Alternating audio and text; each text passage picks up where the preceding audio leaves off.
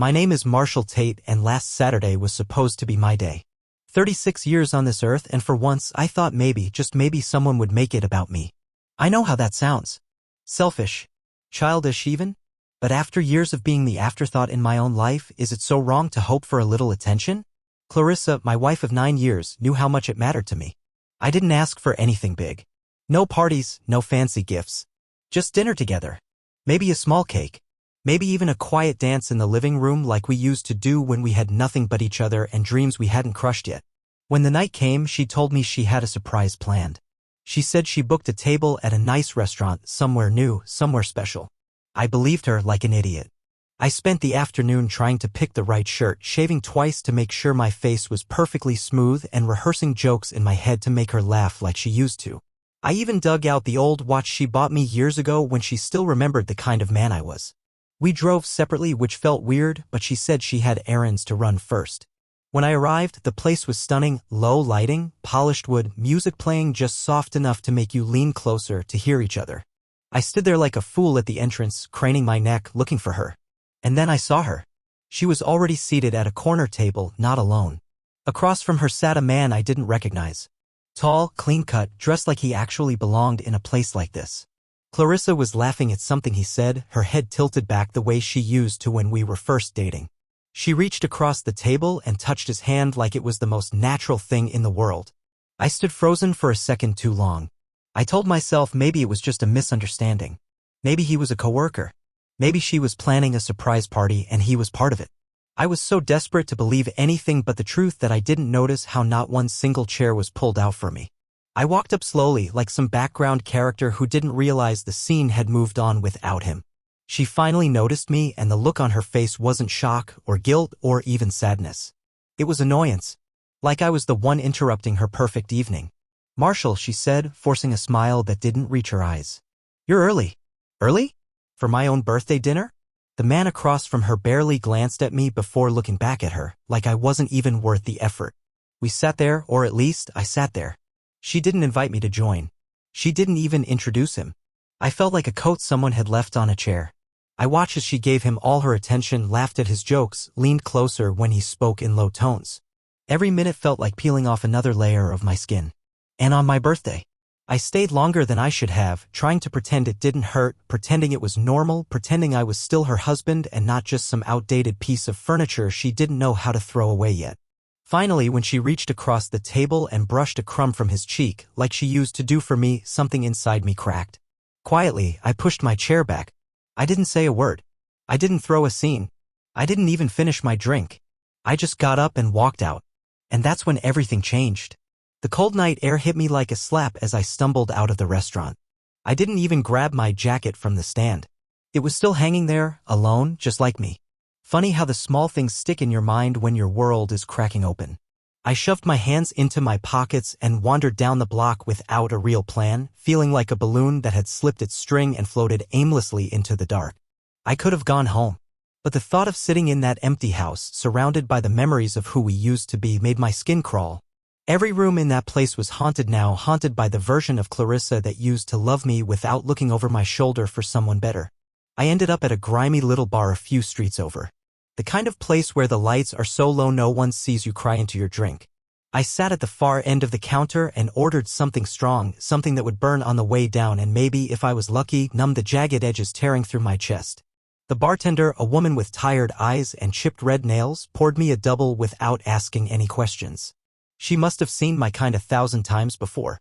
The man whose world just collapsed but is too cowardly to scream about it. I wanted to tell her. I wanted to tell someone.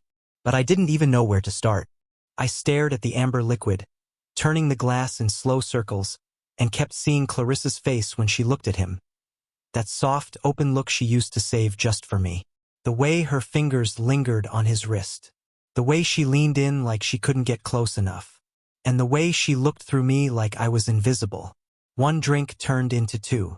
Two turned into four. I don't even remember when I started muttering to myself, replaying every moment from the last few months, stitching together the lies I had ignored, the late nights at the office, the new lingerie tags I found stuffed in the trash, the way she always kept her phone face down lately. I wasn't blind. I was just hoping, praying. pretending. At some point, I stumbled into the grimy bathroom, splashed cold water on my face, and stared at the stranger in the mirror. Red eyes, crooked tie, the faint trace of hope still clinging to the corners of my mouth like a man waiting for a miracle that was never coming. I didn't go home that night. I crashed in my car a few blocks away, curled up like a beaten dog in the back seat. My birthday card from my mother crumpled on the passenger side floor. "You deserve all the happiness in the world, son." "Yeah, Mom. If only you knew." The next morning, my phone buzzed with a text from Clarissa. Not a call, not an apology, just a text. "You didn't have to make a scene. It was important business." Business. That's what she called it. Business. Like brushing a crumb off another man's cheek was some sort of corporate strategy. I should have gotten angry. I should have sent back something brutal, something that would shatter her smug little world the way she shattered mine. But I didn't. I just stared at the screen until the words blurred into nothing. Because deep down, some small, pathetic part of me still wanted her to chase me. Still wanted her to say it was a mistake. That it was me she loved, not him. That she just got confused. That we could fix it. God, I hated myself for that. And yet, I wasn't ready to give up. Not yet. If she wanted to play games, fine. I would find out everything. Every lie. Every betrayal. And when I was done, there wouldn't be anything left for her to hide behind. This time, I wasn't going to be the fool waiting quietly by the door. I spent the next few days in a haze, moving through life like a man trapped underwater. Everything around me felt muffled, distant, unreal. Clarissa acted like nothing had happened. She came home late, left early, and barely looked at me when she was there. If I tried to bring anything up, she would brush it off with a quick excuse. Busy day, tired, deadlines. All the standard nonsense people say when they've already decided you're no longer worth their time. But even in my pathetic, broken state, I wasn't completely blind anymore. I started noticing the little details. The way she kept smiling at her phone when she thought I wasn't looking. The sudden urgency whenever she had to step out for a call. The new perfume she wore. Something expensive and sharp. Nothing like the soft floral scents she used to love. The fact that her wedding ring, the one she insisted on getting engraved with "Forever Yours," had mysteriously disappeared from her finger. I told myself I needed proof, real proof. Something undeniable. Something that would rip away the last tiny thread of hope I was stupid enough to cling to. So one night, while she was out with coworkers, I cracked the password on her old tablet. She had gotten lazy with security lately, or maybe she just didn't care if I found out anymore. Either way, it wasn't hard. And what I found, it was worse than I imagined. Hidden in the messaging app were conversations. Hundreds of them. Long threads of laughing, flirting, explicit suggestions. Things she hadn't said to me in years. And pictures. Pictures of her in dresses I had never seen. Pictures of her in outfits that left very little to the imagination. Posing. Smirking. Sending them to him. The man's name was Caleb. Apparently, they met at her company's networking event 2 months ago. Apparently, he was different. Exciting. Not boring like Marshall. Her words. Not mine. I sat there for hours, scrolling through the wreckage of my marriage, feeling the weight of every betrayal settle into my bones. I wasn't even angry anymore. I was just hollow, like someone had scooped everything good out of me and left nothing but skin and memories. At one point, I found a video. I should have stopped there. I should have had enough self-respect to shut it off. But no, I hit play. Clarissa was in a hotel room, wearing the dress she had told me she bought for a meeting, giggling, twirling, falling onto the bed while Caleb filmed her with his phone. She looked so alive, so happy, so beautiful, and none of it, not a single second, was for me. I slammed the tablet shut and dropped it on the floor. The screen cracked, a spiderweb of shattered glass slicing across her smiling face. I don't know how long I sat there after that, just staring at nothing. Maybe minutes, maybe hours. Eventually, I got up, grabbed a blanket, and crashed on the couch. I couldn't stand the idea of sleeping next to her. Not anymore. Not after seeing what real happiness looked like on her face. when I wasn't the reason for it. And yet, despite all of it, some stupid, broken part of me still thought maybe, just maybe, she would wake up the next morning and look at me the way she used to. Maybe she'd see the man she married instead of the ghost she had created. Maybe she'd remember. Maybe she'd fight for us. I was wrong. So very, very wrong. The next morning, Clarissa acted like it was just another day. She moved around the kitchen humming under her breath, flipping through her phone, sipping coffee from the mug I bought her on our first anniversary. The one that said, "Forever starts now." I watched her from the hallway, half hidden behind the wall, feeling like a stranger peeking into someone else's life. I wondered how she could be so normal after everything. I wondered if I had ever really known her at all. Maybe Clarissa had been slipping away from me for years, and I was just too blind or too desperate to see it. I didn't say anything. I didn't confront her. I didn't demand answers. I just stood there, swallowing down everything I wanted to scream, feeling smaller and smaller until I was nothing but a shadow clinging to the frame of a man she used to love. When she left for work, I sat at the kitchen table staring at her empty chair. The plate she left behind still had crumbs on it. She didn't even bother to clear it. She used to be meticulous about things like that. She used to care. After an hour of sitting there, fighting the rising panic in my chest, I made a decision. If she wasn't going to tell me the truth, I was going to force myself to face it. I pulled out the old file box from our closet, the one where we kept all the boring stuff. Bills, receipts, contracts, and buried underneath stacks of old insurance forms, I found what I was looking for. Her planner. Clarissa wasn't very tech-savvy, despite all her other deceptions. She still wrote things down the old-fashioned way. And there it was, plain as day, scribbled between her work meetings and gym classes. Saturday, 8 p.m. Cal, Hotel Atlantic. 2 days from now. Felt like the floor gave out beneath me. Even after everything I had seen, part of me still hadn't truly believed she was capable of doing this to me. But there it was, written in her own perfect handwriting. Like an appointment. Like cheating on me was just another task to check off her list before the weekend. I didn't cry. Not then. Not even later. The tears were buried somewhere too deep to reach now. Instead, I did something even more pathetic. I circled the date with a red pen, like some desperate fool marking the day his life officially ended. I needed to see it. I needed to see them together with my own eyes. Maybe then, maybe if I witnessed it myself, my heart would finally understand what my mind already knew. So I made a plan. I would go to that hotel. I would sit in my car across the street. And I would wait. I wouldn't storm in.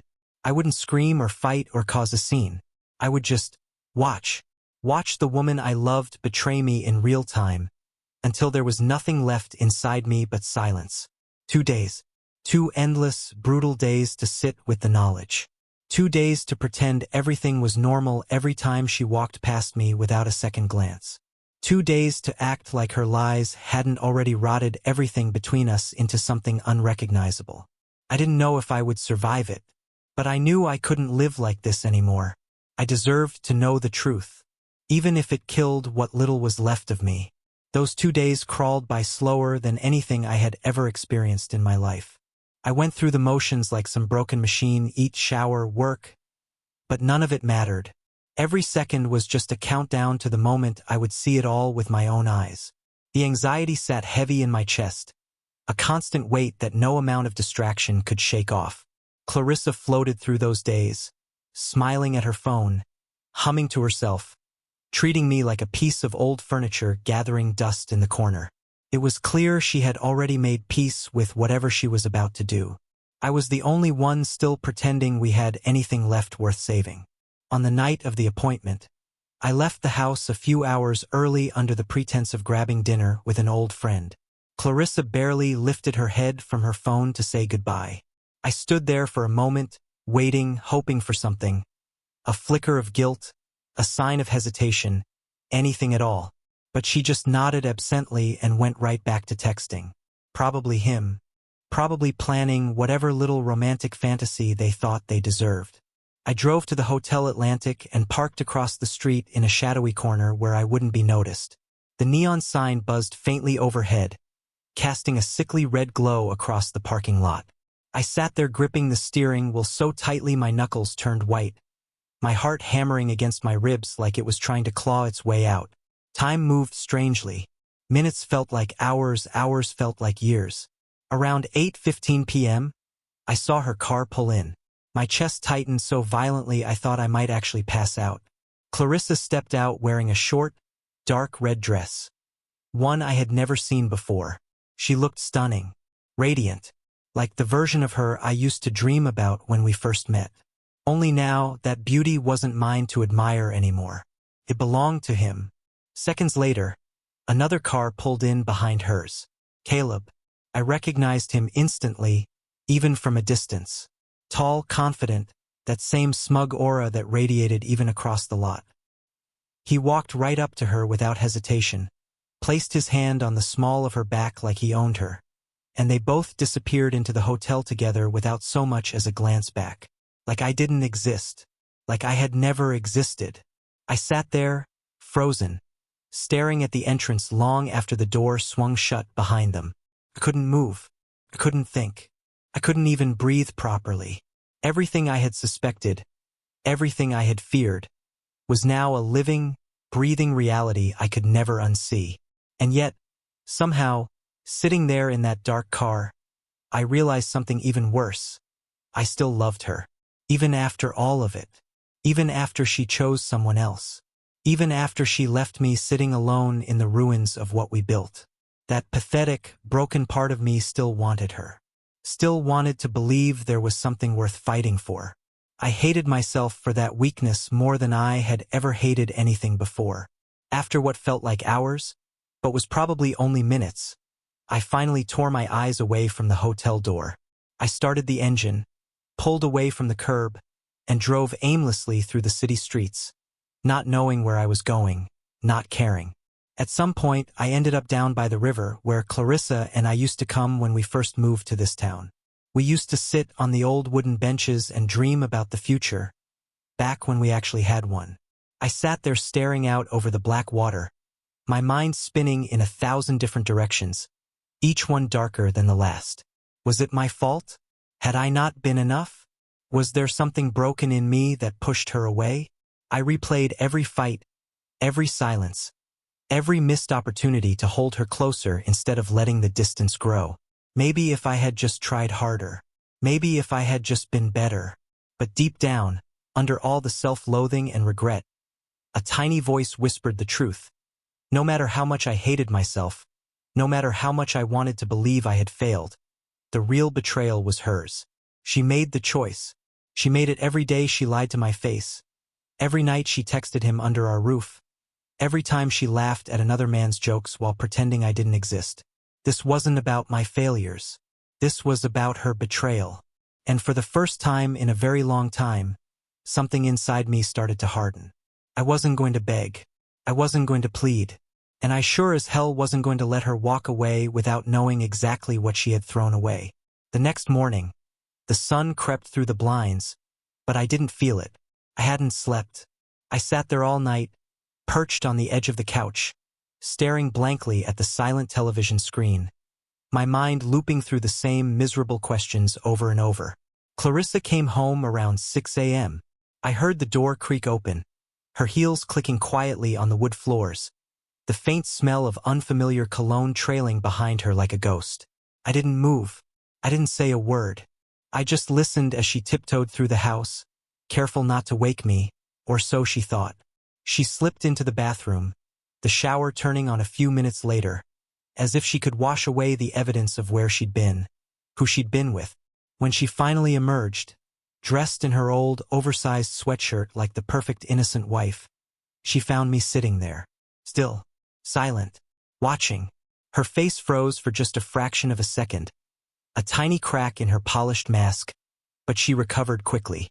She offered a small, tired smile like nothing was wrong, like she hadn't just spent the night in another man's arms. "Morning," she said, her voice light, too light. "You're up early." I stared at her, searching for the woman I used to know, and found nothing but a stranger wearing my wife's skin. I wanted to scream. I wanted to break something. I wanted to grab her shoulders and shake the truth out of her until she couldn't lie anymore. But I didn't. I just gave a tight nod, stood up, and walked past her without a word. I could feel her watching me as I went into the kitchen, pretending everything was fine. She wanted normal. She wanted to pretend this was still salvageable. She wanted me to play dumb, to accept the scraps she was offering, to let her keep living her double life without consequence. I couldn't do it anymore. I spent the day cleaning the house. Not normal cleaning, not wiping down counters or vacuuming rugs. No, I was erasing us. I took down every photo of us together. I pulled my clothes from the shared closet and stuffed them into boxes. I collected every gift she had ever given me, the cheesy mugs, the anniversary cards, the framed picture from our honeymoon, and piled them in the center of the living room like a funeral pyre. Clarissa watched me with wide, confused eyes when she got home from running her errands. She opened her mouth to say something, but for once I beat her to it. I know, I said quietly. I know everything. Her mouth snapped shut. She stood there, pale and frozen, like a deer caught in headlights. For a second, I almost felt sorry for her. Almost. I saw you, I continued, my voice low and steady, steadier than I felt. At the hotel. With him. Clarissa swallowed hard. I could see the gears turning in her head, the frantic scrambling for an excuse, a lie, anything to salvage the situation. It's not what you think, she said finally, her voice trembling slightly. It's complicated. I laughed then. A hollow, broken sound that didn't even sound like me anymore. Complicated? I echoed. You booked a hotel room with another man, Clarissa. On my birthday weekend. There's nothing complicated about that. Tears welled in her eyes, but I didn't move to comfort her. Not this time. She had cried for him. She had smiled for him. She could save her tears now. I felt lost, she whispered. We were drifting apart. I needed something. And instead of telling me, I said, my voice raw, you found someone else. She nodded miserably, wiping at her cheeks. I didn't mean to hurt you. You didn't mean to? I repeated, my anger finally breaking through the numbness. You meant every lie you told me. Every secret you kept. You chose him, Clarissa. Over and over again, you chose him. She stood there, sobbing quietly, looking so small, so pathetic. But I didn't feel pity anymore. I just felt tired. I'm leaving, I said finally, my voice quiet but firm. You can keep the house. You can keep your new life. I'm done fighting for someone who already walked away. I turned and left her standing there in the wreckage of what we once were, the boxes of our life together stacked neatly by the door. And for the first time in months, maybe even years, I felt something new. Not anger. Not sadness. Not even love. Freedom. It was just the beginning of what was coming next. Leaving wasn't as cinematic as people like to pretend it is. There was no dramatic slam of the door, no thunderstorm raging overhead, no triumphant music swelling in the background. It was just me dragging 2 battered suitcases to my old, beat-up car and pulling out of the driveway without even a glance back. Clarissa didn't chase after me. She didn't call out my name. She didn't fall to her knees begging for forgiveness. I don't even know if she watched me leave. Maybe she was already on the phone with him planning her next rendezvous. Maybe she was relieved. I rented a room at a cheap motel on the other side of town, the kind of place where nobody asked questions and the walls were thin enough that you could hear your neighbor's television through the night. The bed was lumpy, the carpet smelled like mildew, and the heater rattled every few minutes like it was dying. But it was mine. It was my own space, and for the first time in a long time, I didn't have to pretend. I didn't have to smile through the pain or shrink myself down to fit into someone else's fantasy. The loneliness hit me harder than I expected. It didn't come in waves, it was a constant, relentless pressure sitting on my chest. Every time I closed my eyes, I saw her face, laughing at another man's jokes, running her fingers along his arm, building a new world without me. I kept wondering if she missed me at all, if she even noticed the hole I left behind. I knew the answer, deep down. She had already filled it with someone else. On the second night, I found myself scrolling through my phone, looking at old photos I hadn't been brave enough to delete yet. There we were, smiling on the beach during our first vacation. There we were, moving into our first apartment, sweaty and exhausted but so damn happy. There we were, slow dancing in the living room under a single flickering light bulb because we couldn't afford a real chandelier yet. I wanted to reach into those pictures and shake the younger version of myself. Warn him. Tell him that love, no matter how pure, isn't always enough to hold 2 people together when one of them has already decided to leave. A few friends texted me asking where I had been. I lied. Said I was taking some time for myself. Said I needed a break from the city. Said anything but the truth because how do you even start that conversation? Hey, my wife found someone better and forgot to tell me. Hope you're doing well. I thought about calling my brother, but I couldn't stand the thought of hearing the pity in his voice. I didn't want sympathy. I didn't want advice. I didn't even know what I wanted anymore. On the third day, something inside me cracked. I realized that if I didn't do anything, I was going to drown in my own misery. So I got up, threw on a jacket, and drove. No destination, no plan. Just the open road and the cold wind pouring through the cracked window of my car. I ended up 2 towns over at a little diner off the highway. The kind of place with faded booths, chipped coffee mugs, and waitresses who called you Han even when you looked like hell. I sat there for hours, nursing a cup of bitter coffee and scribbling into a battered notebook I found under the passenger seat. I wrote everything I couldn't say out loud, the anger, the grief, the pathetic longing that still clung to me like a second skin. And somewhere between one terrible cup of coffee and the next, it hit me. Clarissa's betrayal wasn't the end of me. It was the end of who I had been for too long, a man who begged for scraps of love from someone who had already given her heart away. It hurt. God, it hurt more than anything. But it was also the first real beginning I had felt in years. I wasn't ready to move on. I wasn't healed. I wasn't strong yet. But for the first time I saw a glimpse of the road ahead. And it didn't have her on it. It took a few more weeks before I could really breathe again without feeling like my chest might cave in.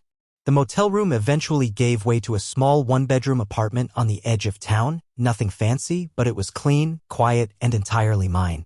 There were no silent, accusing walls here, no reminders of broken promises, no scent of cheap cologne clinging to the furniture. Just space. Empty at first.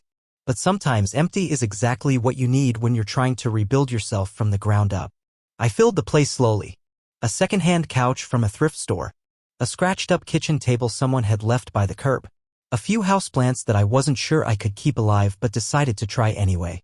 Every item, every tiny decision felt like stitching a new patch onto the torn fabric of my life. Clarissa tried to reach out a few times. Texts mostly. Can we talk? I miss you. It didn't mean anything. But by then I was done chasing ghosts. I didn't even open the last few messages. I didn't need to. I finally understood something that had eluded me for too long. When someone shows you how little you matter to them, believe them. I picked up extra shifts at work, not because I had to, but because it felt good to be busy, to be building something that was mine alone. I started going to the gym again, not to punish myself, but to feel stronger, more capable. I reconnected with old friends I had neglected during the slow collapse of my marriage, and for the first time in years, when they asked how I was doing, I didn't have to lie. One Saturday, about 3 months after I left, I found myself sitting by the river again, the same spot where Clarissa and I used to dream about the future. But this time I wasn't haunted by what we lost. I was thinking about what I still had. About what I could still create. The water was calm, glinting under the early spring sun. Families laughed nearby. Kids skipped stones across the surface. The world hadn't ended after all. It had simply shifted, making room for something new. That night, back at my little apartment, I looked around at the mismatched furniture, the crooked pictures on the walls, the overwatered plants clinging stubbornly to life, and I smiled. A real, genuine smile, the kind I thought I might never feel again. I wasn't the same man who had sat alone in that dark car outside the Hotel Atlantic, shattered and invisible. I was someone new. Someone stronger. Someone who had learned painfully, slowly, that sometimes losing everything you thought you needed is the only way to find yourself again. I didn't know what the future held. I didn't know if love would find me again someday or if it even needed to. All I knew was that for the first time in a very long time I was enough. And honestly, that was more than enough for me.